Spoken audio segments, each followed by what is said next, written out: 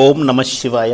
భారత్ మాతా Shivashakti Avatar సత్య గీత మురళి తేదీ 17/3/2026. ప్రభాత పాఠము పూర్వ తేదీ 25/10/1968. మధురమైన పిల్లలు, సత్యము ఒకటే, మిగతావంతా కూడా అసత్యమే. మనము సత్యమైన తండ్రి యొక్క పిల్లలము. బాబా మనకు మార్గాన్ని తెలియచేస్తున్నారు. మనం ఇప్పుడు వారితో వెళ్ళాలి. మీరు సంగమ యుగంలో నిలబడి ఉన్నారు. ఇక్కడ స్వర్గాన్ని నరకాన్ని రెండు కూడా చూస్తారు. ఇప్పుడు మనం ఎక్కడికి వెళ్ళాలి, నరకానికా లేదా స్వర్గానికా అని తేల్చుకోవాలి. ఇందులో ఎలాంటి అయోమయము లేదు. ఓం నమ శివాయ. ఈ పురుషోత్తమ సంగమ యుగంలోనే ఈశ్వరీయ కుటుంబము లభిస్తుంది. దీనినే ఈశ్వరీయ కుటుంబంగా పిలుస్తారు. ఈశ్వరుణ్ణే తండ్రిగా పిలుస్తారు. కాబట్టి ఇది ఈశ్వరీయ కుటుంబము. ఆ తర్వాత మీకు దైవీ కుటుంబంలోని వారిగా అవుతారు. ఇంతకు ముందు మీరు అసురీ కుటుంబం ఉండేది. అసురీ కుటుంబం ఉన్నప్పుడు దానికి పోటీగా ఈశ్వరీయ కుటుంబం కూడా ఉంటుంది. మనము ఈశ్వరీయ కుటుంబానికి చెందిన వారమని పిల్లలు అర్థం చేసుకున్నారు. తండ్రి అత్యున్నతమైన వారు. టీచర్ కూడా సద్గురువు కూడా ఈశ్వరుడే. కాబట్టి ఇదంతా కూడా ఈశ్వరీయ కుటుంబంగానే ఉంటుంది. అత్యున్నతమైన గుప్తమైన ఈశ్వరీయ కుటుంబం అని అర్థం చేసుకున్నారు. మీరు మాత్రమే తెలుసుకున్నారు, మరెవరికి తెలియదు. భగవంతుని యొక్క పిల్లలుగా పరస్పరము మనమందరము కూడా సోదరులుగానే అవుతాము. కానీ శారీరకంగా చూసినప్పుడు అన్నా చెల్లెలుగా, అక్క తమ్ములుగా అవుతాము. బ్రహ్మ యొక్క దత్తపుత్రులుగా కావడం వల్ల మనము బ్రాహ్మణులుగా పిలువబడతాము. ఇది పవిత్రంగా ఉండడానికి ఒక విధానము. ప్రజాపిత బ్రహ్మ యొక్క పిల్లలము కాబట్టి తప్పకుండా మనము దేహదారులుగానే ఉంటాము. విదేహీ అవస్థలో శివబాబా సంతానంగా ఉంటాము. ఇప్పుడు మనమందరము పరస్పరము అన్నా తమ్ముళ్ళుగా అవుతాము. మనమంతా కూడా ఆత్మలము, అన్నా తమ్ములమే. తండ్రి ఒక్కడే ఉంటారు. అక్కడ అన్నదమ్ములు తండ్రి కూడా ఉంటారు. తండ్రి తెలియచేస్తున్నారు, ఈ చదువు ప్రతి కల్పములో మీకు లభిస్తుంది. తండ్రి తప్ప మరెవరు కూడా ఈ జ్ఞానాన్ని ఇవ్వలేరు. భగవంతుడు వచ్చి తన ముఖ కమలం ద్వారా తెలియచేస్తున్నారు. కాబట్టి ఈశ్వరీయ కుటుంబంలోని వారికి అపారమైన ఆనందము కలగాలి. మనము ఈశ్వరీయ కుటుంబానికి చెందిన వారము అని అర్థం చేసుకోవాలి. వారే సత్యయుగానికి యజమానులుగా అవుతారు. ఈశ్వరుడే సత్యయుగాన్ని స్థాపన చేస్తారు. మనము ఈశ్వరీయ కుటుంబానికి చెందిన వారమే. దైవీ కుటుంబంలోకి వెళ్ళడానికి పురుషార్థం చేస్తున్నాము. ఆత్మిక జ్ఞానము ఆత్మిక పిల్లలకు తండ్రి తప్ప మరెవరు కూడా ఇవ్వలేరు. ఇవన్నీ కూడా కొత్త విషయాలు మీరు వింటున్నారు. మనము ఈశ్వరీయ కుటుంబానికి చెందిన వారమని మీకు నమ్మకం కలిగినప్పుడు భవిష్యత్తులో సత్యయుగము అంటే దైవీ కుటుంబం వారిగా తప్పకుండా అవుతాము. ఈ సంతోషం మీకు కలగాలి. ముక్తి కొరకు భక్తి మార్గంలో ఎంతగానో శ్రమించారు పిల్లలు. ఈ వృక్షంలో మీరు మొదటి స్థానంలో ఉంటారు. అంటే అప్పుడు జీవన్ముక్తి కొనసాగుతుంది. ప్రారంభంలో కొద్దిమందే ఉంటారు. వారందరూ కూడా సతోప్రధానంగా ఉంటారు. మీరు కూడా సతోప్రధానంగా ఉండేవారు. ఇప్పుడు అందరూ కూడా తమో ప్రధానంగా అయ్యారని మీరు అర్థం చేసుకున్నారు. ఈ విషయాలు ప్రపంచంలోని వారికి తెలియదు. మీరు భగవంతుని యొక్క పిల్లలు. మనము పూర్తిగా 84 జన్మల యొక్క చక్రాన్ని తిరిగి వచ్చామని పిల్లలు అర్థం చేసుకున్నారు. గత కల్పంలో ఎవరికైతే నమ్మకం కలిగిందో ఇప్పుడు కూడా వారే నమ్ముతారు. ఈ చక్రం ఇలా కొనసాగుతూనే ఉంటుంది. దీనినే రెపిటేషన్ అని చెబుతారు. తండ్రి ఈ పురుషోత్తమ సంగమయుగంలోనే వస్తారు. ఈ 5000 సంవత్సరాల్లో సృష్టికర్త ఎప్పుడు కూడా సృష్టి యొక్క ఆది మధ్య అంతిమాల గురించి జ్ఞానాన్ని తెలియచేయరు. ఆ అవకాశం మీకు లభించదు. ఇది ఆత్మిక విద్య. బయట లభించేది శారీరక విద్య. సత్యయుగంలో కూడా విద్య ఉంటుంది. అక్కడ బోధించేది శారీరక విద్యనా లేదా ఆత్మిక విద్యనా? సత్యయుగంలో శారీరక జ్ఞానం లభిస్తుందా లేదా ఆత్మిక జ్ఞానం లభిస్తుందా? తండ్రి ఈ రెండు విషయాల్ని అడుగుతున్నారు. అక్కడ కృష్ణుడికి ఆత్మిక జ్ఞానము దొరుకుతుందా లేదా శారీరక జ్ఞానం లభిస్తుందా? ఈ సమయంలో ఆత్మిక తండ్రి మీకు లభించారు. వారు ఆత్మిక విద్యను ఇస్తారు. సత్యయుగంలో శారీరక విద్య మాత్రమే కొనసాగుతుంది.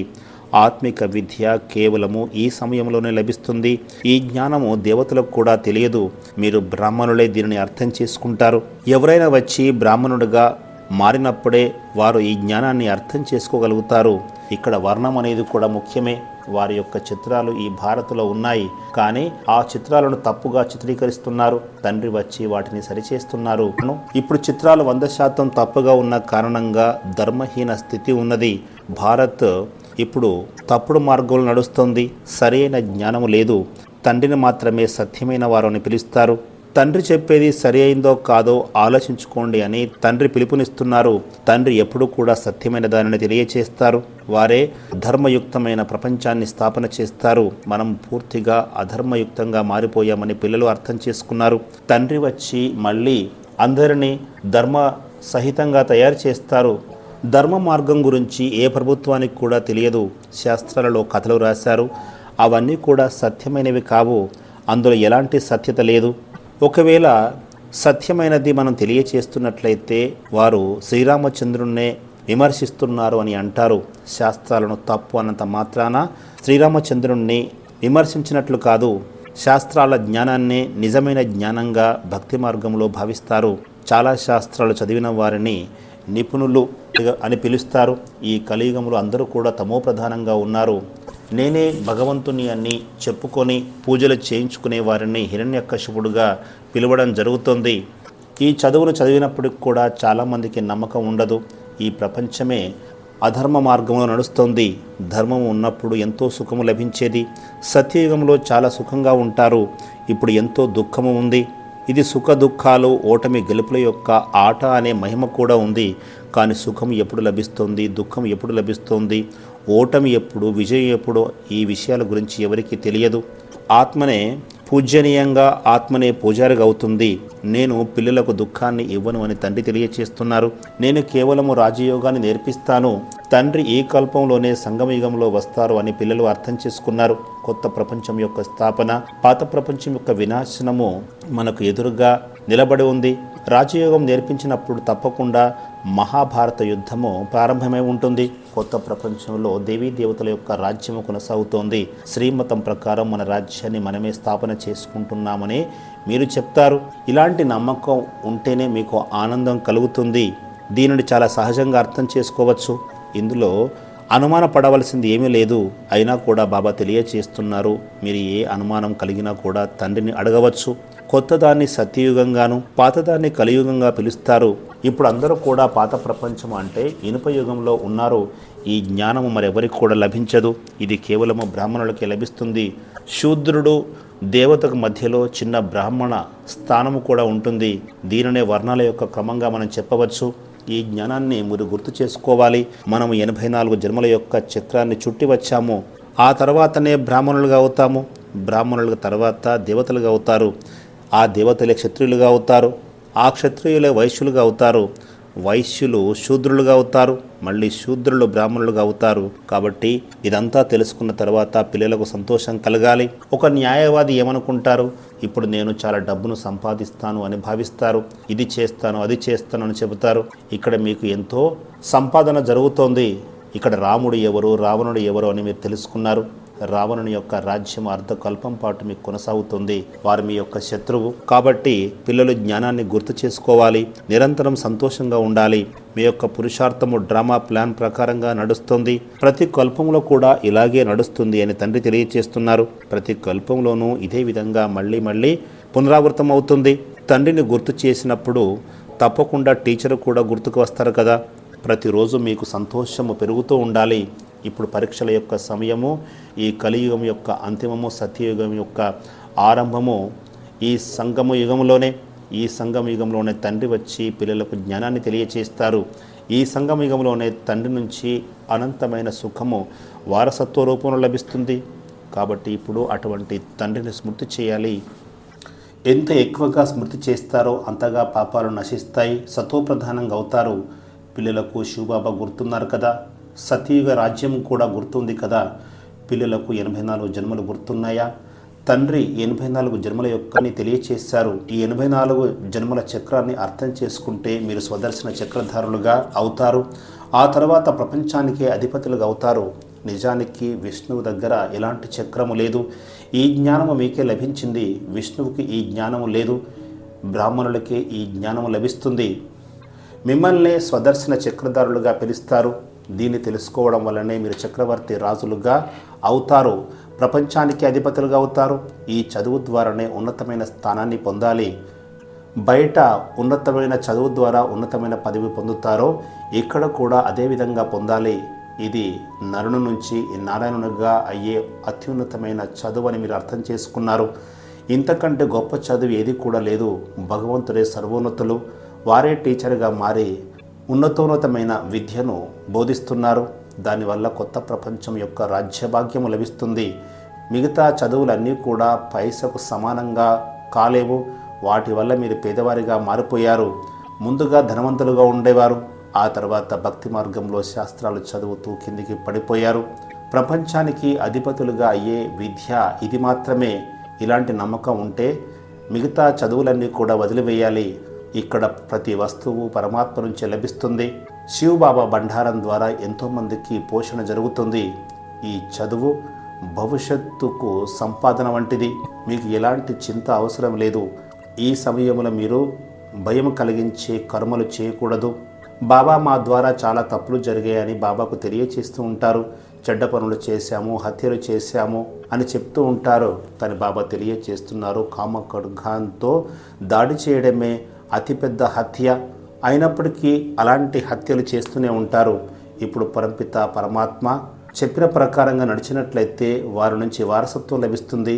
చింత చేయవలసిన అవసరం లేదు. చింతల నుంచి సద్గురువే విముక్తి కలిగిస్తారు. ఎంతకాలానికి? అర్ధకల్పం పాటు చింత లేకుండా చేస్తారు. ఇందులో అనుమానం పడాల్సిన అవసరమేమి లేదు. మీరు తండ్రి వారుగా అయ్యారు కాబట్టి తండ్రి మీకు స్వయంగా చదివిస్తున్నారు. ఈ చదువు పూర్తయిన తర్వాత కొత్త ప్రపంచానికి వెళ్తామని మీరు అర్థం చేసుకున్నారు. ఇక్కడ సత్యము ఒకటే, మిగతావన్నీ కూడా అసత్యమైనవే. మనము సత్యమైన తండ్రి యొక్క సంతానము. బాబా మనకు మార్గాన్ని చూపిస్తున్నారు. మనము ఆయనతో కలిసి వెళ్తాము. మీరు సంగమ యుగంలో నిలబడి ఉన్నారు. ఇక్కడ స్వర్గాన్ని నరకాన్ని చూస్తున్నారు. ఎక్కడికి వెళ్ళాలి? నరకానికా లేదా స్వర్గానికా? ఇందులో అనుమానము అవసరం లేదు. ఒకవేళ అనుమానం ఉంటే బాబానే తెలియచేస్తారు. ఇక్కడ ఇద్దరు తండ్రుల నుంచి వారసత్వం లభిస్తుంది. ఈ బ్రహ్మ బాబా ద్వారా వారసత్వం లభించదు, తండ్రి ద్వారానే వారసత్వం లభిస్తుంది. బ్రహ్మ శరీరంలో తండ్రి రావలసి ఉంటుంది. చదువు ద్వారానే వారసత్వం లభిస్తుంది. ఇందులో ఎలాంటి సందేహం ఉండకూడదు. తండ్రిని గుర్తు చేయకుండా మాయని అడ్డుకుంటుంది. మాయకు తక్కువ శక్తి ఏమీ లేదు. మాయ ద్వారా మనకు లోభం కలుగుతుంది. కన్యకు అత్తవారింట్లో భవనాలు ఆభరణాలు వస్తాయని ఆశపడుతుంది. అదేవిధంగా ఇక్కడ కూడా ఆకర్షణ కలుగుతుంది. మాయ చాలా శక్తిశాలి అని తండ్రి తెలియచేస్తున్నారు. అలాంటప్పుడు తండ్రి కూడా ఆల్మైటీ అథారిటీ కదా, మాయను తక్కువగా అంచనా వేయకూడదు అని తండ్రి తెలియచేస్తున్నారు. అర్ధకల్పము తండ్రి నుంచి సుఖం యొక్క వారసత్వం లభిస్తుంది. ఆ తర్వాత మాయ ద్వారా మీకు అర్ధకల్పము దుఃఖం యొక్క వారసత్వం లభిస్తుంది. దీనిని రావణుని యొక్క వారసత్వంగా పిలుస్తారు. నేను పిల్లలకు దుఃఖాన్ని ఎలా ఇస్తాను అని తండ్రి అడుగుతున్నారు. భగవంతుడు తన పిల్లలకు దుఃఖాన్ని ఎలా ఇస్తారు? మీకు దుఃఖాన్ని ఇచ్చేవి ఈ 5 వికారాలు మాత్రమే. డ్రామా ప్రకారంగా మీరు ఈ పాత ప్రపంచాన్ని వదిలి వెళ్ళాలి. ముందుగా ఇంటికి వెళ్ళి ఆ తర్వాత కొత్త ప్రపంచంలోకి రావాలి. సతో ప్రధానంగా అవడానికి సమయం పడుతుంది. ఇక్కడ యుద్ధం కూడా జరుగుతుంది. ఒకటి కౌరవ సేన, మరొకటి పాండవ సేన. ఆత్మనే గైడ్గా మారుతుంది. ప్రతి ఒక్కరికి మార్గాన్ని తెలియచేస్తుంది. మీరు ఆత్మిక మార్గదర్శకులు. ఆత్మిక తండ్రి వద్దకు అంటే ఇంటికి వెళ్ళే మార్గాన్ని మీరు ప్రతి ఒక్కరికి తెలియచేస్తారు. ఇవన్నీ కూడా గుర్తుంచుకోవాలి. కృష్ణుని ఆత్మ ఇప్పుడు పతితంగా మారిపోయింది. వానప్రస్థ స్థితిలో వారి శరీరంలో నేను ప్రవేశిస్తాను. భగవంతుడు మనకు చదివిస్తున్నారని మీరు అర్థం చేసుకున్నారు. మనుషులు చదివించలేరు, దేవతలు కూడా చదివించలేరు. స్వర్గంలో బంగారు చెంచతో సహా జన్మిస్తామని మీరు అర్థం చేసుకున్నారు. ఇప్పుడు మీకు నమ్మకం కలగకపోయినా ముందు ముందు తప్పకుండా నమ్మకం కలుగుతుంది. మీరు కొంచెము ఓర్పును వహించాలి. మీరు అన్ని దుఃఖాల నుంచి ముక్తి పొందబోతున్నారు. కేవలము ఇంకా కొంచెం సమయం మాత్రమే మిగిలి ఉన్నది. మనము అన్ని దుఃఖాల నుంచి విముక్తి పొందడానికి వెళ్తున్నామని మీరు అర్థం చేసుకున్నారు. తండ్రి మీకు ధైర్యాన్ని ఇస్తున్నారు. పిల్లలకు చదువులో చాలా ఆనందము కలగాలి. ఈ చదువును వదిలిపెట్టి మళ్ళీ పాత విషయాల్లో నిమగ్నం కాకూడదు. అలా వదిలిపెట్టి వెళ్ళిన వారు కూడా చాలామంది ఉన్నారు. చెడు సాంగత్యములో పడిపోయారు. డబ్బు ద్వారానే సంతోషంగా ఉంటున్నారు. చిన్నప్పటి విషయాలు మర్చిపోయినట్లుగా అయిపోయింది. పిల్లలు కూడా వేరుపడిపోతారు. ఆశ్చర్యంగా వింటారు, కానీ మాయ చేతిలో ఓడిపోతారు. ఇదంతా కూడా ఒక ఆట లాంటిదే. ఈ ఆటను దేవుడు ఎందుకు సృష్టించాడు అని అడగకూడదు. ఇది అనాదిగా జరుగుతున్న ఆట. ఎందుకు సృష్టించాడు అని అడగడం అంటే అది అజ్ఞానంతో సమానము. మనుషులు చెప్పే చాలా విషయాలు వ్యర్థమైనవి, తండ్రి చెప్పేది మాత్రమే సత్యమైనది. భూకంపాలు మొదలైనవి జరుగుతూనే ఉంటాయి. పెద్ద భూకంపం వస్తుంది, అన్నీ ధ్వంసమైపోతాయి, కొంతమంది మాత్రమే మిగులుతారు. ఆ తర్వాత వృక్షం మళ్ళీ పెరిగి పెద్దదవుతుంది. మీరు పూజ్యులుగా ఉండేవారు అని తండ్రి తెలియచేస్తున్నారు. ఆ తర్వాత పూజారులుగా అయ్యారు, ఇప్పుడు మళ్ళీ పూజ్యులుగా అవుతున్నారు. ఈ విషయాలు తండ్రి మాత్రమే చెప్పగలుగుతారు. ఇది చాలా గొప్ప జ్ఞానము. అందరూ ఒకే విధంగా గ్రహించలేరు. పూర్తి నిశ్చయం ఉంటేనే పురుషార్థం చేస్తారు. సందేహం వస్తే అలాంటి వారు పూర్తి భక్తి చేయలేదని అర్థం చేసుకోవాలి. పూర్తి భక్తి ఉన్నట్లయితే సందేహము కలగదు. తండ్రి యొక్క నివాస స్థానాన్ని స్మృతి చేయాలి. బ్రహ్మము అంటే తండ్రి కాదు. సన్యాసులు బ్రహ్మజ్ఞానులు అంటారు. బ్రహ్మతత్వాన్ని ఆత్మలో ఉండే స్థానంగా పిలుస్తారు. దానినే బ్రహ్మాండంగా కూడా పిలుస్తారు. తండ్రి చెబుతున్నారు, నేను బ్రహ్మతత్వాన్ని కాదు, బ్రహ్మతత్వం అనేది నివసించే స్థలము. మంచిది. ఆత్మిక పిల్లలకు ఆత్మిక బాబ్దాద యొక్క ప్రియ స్మృతులు. గుడ్ మార్నింగ్ మరియు నమస్తే. వరదానము ఫరిస్తా భవ. అంతిమ సమయంలో ఎక్కడికి వెళ్ళినా కూడా మీరు పూజ్య స్వరూపంలోనే ప్రత్యక్షంగా కనిపిస్తారు. ఫరిస్తా స్వరూపము ప్రత్యక్షంగా కనిపిస్తుంది. ఇది ఎప్పుడు జరుగుతుందంటే మీరు పురుషార్థం చేస్తూ కూడా దేనిని చూడకుండా ఉన్నప్పుడే ఇది జరుగుతుంది. ప్రస్తుతము మహాన ఆత్మలైన మిమ్మల్ని సాధారణ స్వరూపంలోనే చూస్తున్నారు. మున్ముందు కళ్ళు తెరిచి ఉండగానే ఒకే సెకని కాలంలో సాక్షాత్కారం జరుగుతుంది. ఇక్కడ చూస్తూ ఉన్నా కూడా చూడనట్టుగా ఉండండి, వింటూ ఉన్నా కూడా విననట్టుగా ఉండండి. ఒకరి మాటని వినండి, ఆ బిందువునే చూడండి. విస్తారాన్ని చూడకూడదు, సారాన్ని మాత్రమే చూడాలి. విస్తారాన్ని వినకుండా ఎప్పుడు సారాన్నే వినండి. ఓం నమః శివాయ.